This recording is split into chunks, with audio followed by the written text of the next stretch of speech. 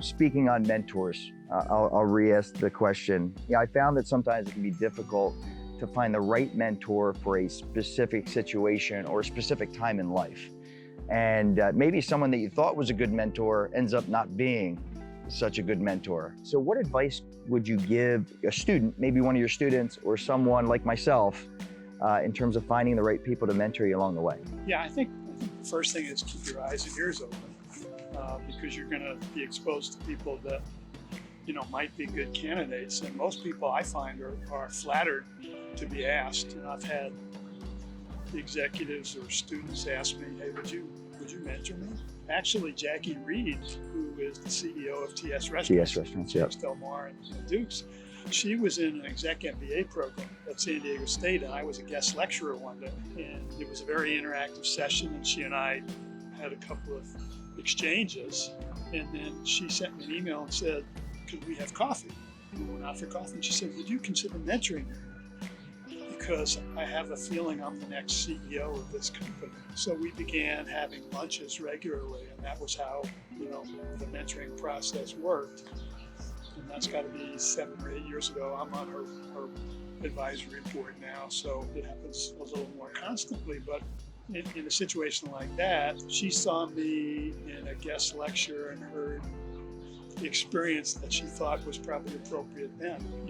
When I was coming up, people would appear that you could kind of try to build a relationship with. If that chemistry had any kind of weight to it, the relationship would kind of happen organically. The guy that years ago was CFO at Burger King was a guy named Don Christopherson, lovely man, long since deceased. He had come from the Pillsbury company to Burger King, and he was just like my uncle. And I learned so much from the guy in informal conversations.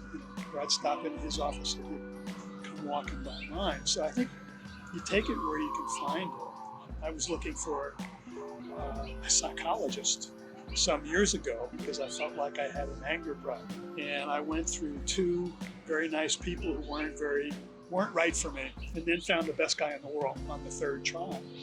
And he's a friend to this day, like no longer on a professional level, but he was just the right guy at the right time with the right persona, and it did me a world of good, and I'll never forget him for it. It sounds like, authenticity is a value for us at Grain and Grit, and it sounds like for you, authenticity carries over into your ability to be a good mentor because you can be open.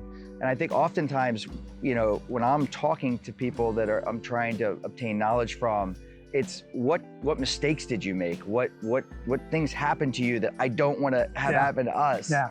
And you believe that's an important part of. You have to have the vulnerability on both sides, right? Because if you are in the role of the mentor, you want to be in a position to be that open with the person you're mentoring, because that's where they can learn the most from you. And you hope that the person you're mentoring is equally open and they're expressing the things they may be afraid about or have anxiety about. And the first thing you want to do is help them understand, you're not the Lone Ranger. We all go through this. And you see them just kind of take a deep breath and start to relax. I think I'm starting to take a deep breath now. Vulnerability and authenticity. Be there, be there. And be yourself. The world's got enough phonies.